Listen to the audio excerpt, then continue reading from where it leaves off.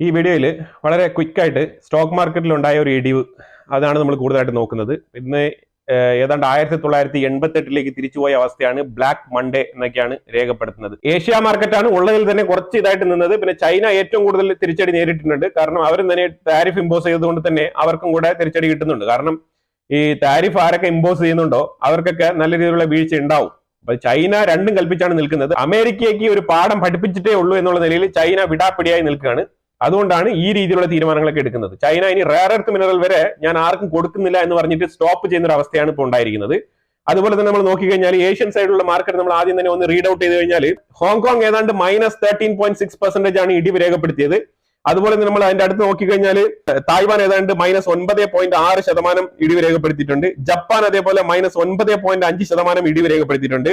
Italy, Singapore, Sweden ഇതെല്ലാം തന്നെ 8.4%, 8%, -7%, ഇതൊക്കെ തന്നെ എല്ലാം മൈനസിലാണ് കേട്ടോ. അതേപോലെ ചൈന -7% ഇടിവ് രേഖപ്പെടുത്തിയിട്ടുണ്ട്. ഇനി സ്വിറ്റ്സർലാൻഡ് നോക്കുകയാണെന്നുണ്ടെങ്കിൽ അതേപോലെ -7% തന്നെയാണ് ഇടിവ് രേഖപ്പെടുത്തിയിരിക്കുന്നത്. അതുപോലെ തന്നെ Germany, Spain, Netherland, Australia, France ഇതെല്ലാം തന്നെ 6%, -6% മുകളിലാണ് ഇടിവ് രേഖപ്പെടുത്തിയിരിക്കുന്നത്. ഇതാണ് സ്റ്റോക്ക് മാർക്കറ്റിന്റെ ശരിക്കുമുള്ള അവസ്ഥ. ഏറ്റവും കൂടുതൽ ഈ മാർക്കറ്റിനെ ക്രാഷ് ചെയ്ത രണ്ട് സെക്ടറുകളുണ്ട്. അതിലൊന്ന് യൂറോപ്യൻ സെക്ടർ, പിന്നെ ഒന്ന് ചൈന. ഈ രണ്ടാൾക്കാരുമാണ് ശരിക്കും അമേരിക്കയെ വിറപ്പിച്ചത്. അത് നമുക്ക് അങ്ങനെ തന്നെ പറയേണ്ടി വരും. അപ്പൊ എന്താണെന്ന് വെച്ചാൽ ഏപ്രിൽ 2-ാം തീയതി ട്രംപ് താരിഫ് പ്രഖ്യാപിക്കുന്നു. പക്ഷേ 2-ാം തീയതി 3-ാം തീയതി ഒന്നും വലിയ രീതിയിലുള്ള ഒരു ഇടിവൊന്നും രേഖപ്പെടുത്തിയില്ല. അൺലെസ് അമേരിക്കയുടെ ഉള്ളിൽ മാത്രം ചെറിയ തോതിലുള്ള ഒരു ഇടിവാണ് രേഖപ്പെടുത്തിയത്. ഏപ്രിൽ 2-ാം തീയതി മുതൽ 4-ാം തീയതി വരെ എത്തിയപ്പോഴത്തേക്കാണ് നാസ്ഡാക്കിൽ, ന്യൂയോർക്ക് സ്റ്റോക്ക് എക്സ്ചേഞ്ചിൽ 11 ട്രില്യന്റെ ഇടിവാണ് രേഖപ്പെടുത്തിയിരിക്കുന്നത്. 11 ട്രില്യൺ. ഇന്നലെ തന്നെ വീഡിയോയിൽ പറഞ്ഞിട്ടുണ്ടായിരുന്നു 11 ട്രില്യൺ. എല്ലാവരും 7 ട്രില്യൺ 8 ട്രില്യൺ എന്നൊക്കെ പറഞ്ഞത്. പക്ഷെ 11 ട്രില്യൺ ആണ് ഇത് ഇടിവ് രേഖപ്പെടുത്തിയിരിക്കുന്നത്. ഇനി ഇത് 4-ാം തീയതി വരെയുള്ള കണക്കാണ്.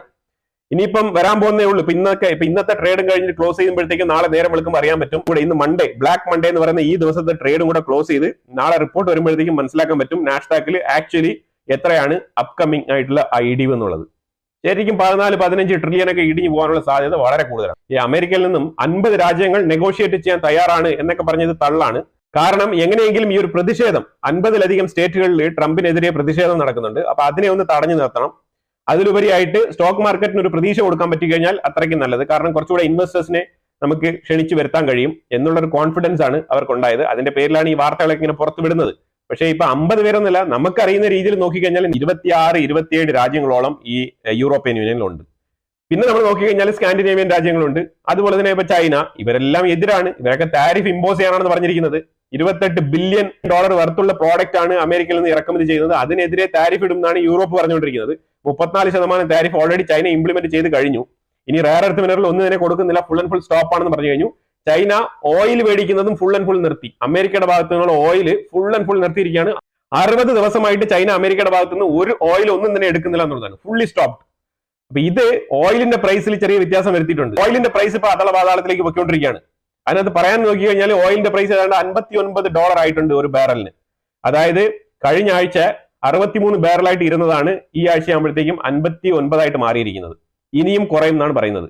അതായത് ഒപ്പക് രാജ്യങ്ങളൊക്കെ കരച്ചിലോട് കരച്ചിലാണ്. കാര്യം ഈ രീതിയിലാണ് പോകുന്നുണ്ടെങ്കിൽ നമുക്ക് ചെലവിന് പോലും പൈസ കിട്ടത്തില്ല, പ്രൊഡക്ഷൻ കോസ്റ്റ് പോലും കവർ ചെയ്യാൻ പറ്റത്തില്ല എന്നാണ് അവരുടെ ഭാഗത്തു നിന്നുള്ള റിപ്പോർട്ട്.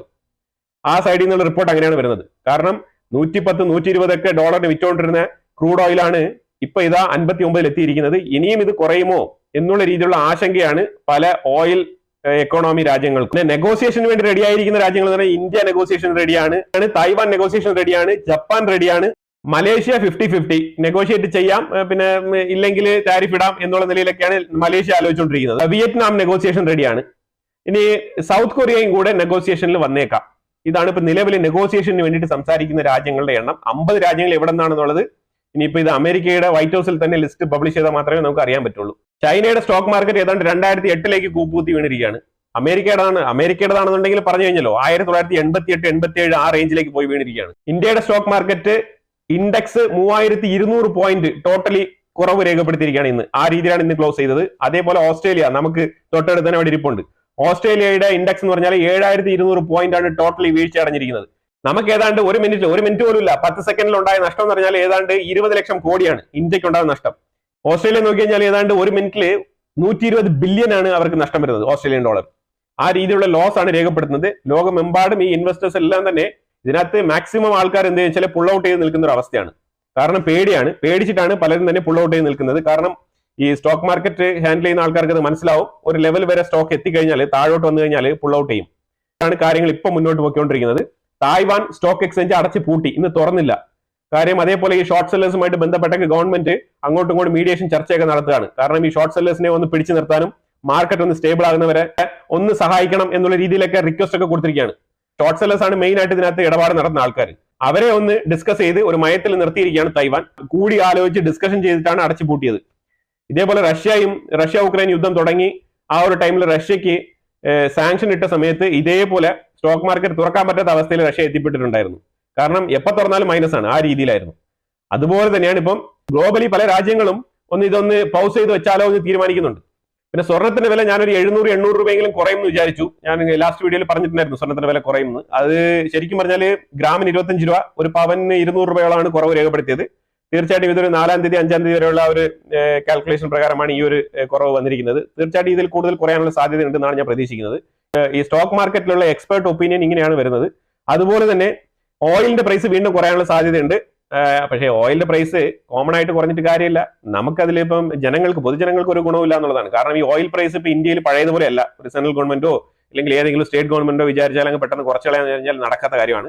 കാര്യം ഇപ്പൊ ഇതിനകത്ത് എല്ലാവരും ഉണ്ട്, ഇപ്പൊ ഇതിനകത്ത് എല്ലാവരും ഉൾപ്പെടുന്നുണ്ടെന്നുള്ളതാണ്. കാരണം സെൻട്രൽ, സ്റ്റേറ്റ്, പ്രൈവറ്റ് കമ്പനികൾ ഇതെല്ലാം തന്നെ ചേർന്നിട്ട് കൂട്ടായ രീതിയിൽ നിന്നാൽ മാത്രമേ ജനങ്ങൾക്ക് ഇപ്പൊ എന്തെങ്കിലും 1-2 രൂപ കുറച്ച് കൊടുക്കാൻ പറ്റുന്ന അവസ്ഥയിലാണ് നിൽക്കുന്നത്.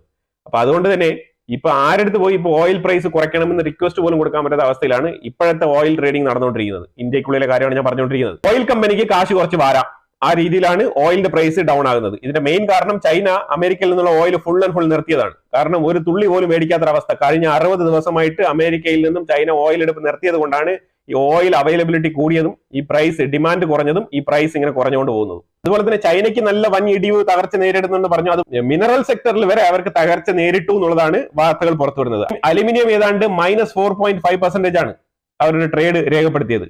സിങ്ക് അതേപോലെ -4.2%, നിക്കൽ അതേപോലെ 6.7% മൈനസ്, ടിൻ അതേപോലെ -6.5%. ഇതെല്ലാം അവരുടെ റെയർ എർത്തുമായിട്ട് ബന്ധപ്പെട്ട മിനറൽസിൽ തന്നെയാണ് ഈ വക കുറവുകളൊക്കെ രേഖപ്പെടുത്തുന്നത്. യൂഷ്വൽ കമോഡിറ്റി പ്രോഡക്ട്സ് ഒക്കെ ഏത് രീതിയിലായിരിക്കും എന്നുള്ളത് നമുക്ക് ഊഹിക്കാവുന്നേ ഉള്ളൂ. അപ്പൊ ആ രീതിയിലുള്ള വീഴ്ചയാണ് സംഭവിച്ചുകൊണ്ടിരിക്കുന്നത്. മണ്ണ് തപ്പിയാലും കുഴപ്പമില്ല, ഞാൻ അമേരിക്കയ്ക്ക് ഒരു പാഠം പഠിപ്പിച്ചേ അടങ്ങുമെന്നാണ് നിൽക്കുന്നത് ചൈന. അതിന്റെ ഒപ്പം തന്നെ യൂറോപ്യൻ യൂണിയൻ നിൽപ്പുണ്ട് കട്ടയ്ക്ക്. പിന്നെ മാലി, ബുർക്കിനോ ഫാസോ, നൈജർ ഈ 3 രാജ്യങ്ങളും അൾജീരിയയിൽ നിന്ന് അവരുടെ എംബസി പിൻവലിച്ചിരിക്കുകയാണ്. അത് കാതലായ എന്തോ വിഷയം അവിടെ ഉള്ളിൽ നടക്കുന്നുണ്ട്. നൈജർ, മാലി, ബുർക്കിനോ ഫാസോ ഇവർ 3 പേരും ജോയിന്റ് ആയിട്ടുള്ള മിലിറ്ററി കഴിഞ്ഞ ഒരാഴ്ചയ്ക്ക് മുമ്പാണ് രൂപീകരിച്ചത്. അപ്പൊ ഇതിനകത്ത് എന്തോ കാര്യമായ വിഷയമുണ്ട്. അത് നമ്മൾ പഠിച്ചിട്ട് അതിനെക്കുറിച്ച് ഡീറ്റെയിൽ ആയിട്ട് പഠിച്ച് മനസ്സിലാക്കിയിട്ട് വരും ദിവസങ്ങളിൽ ഏതെങ്കിലും ഒരു വീഡിയോയിൽ ഉൾപ്പെടുത്താൻ ശ്രമിക്കാം.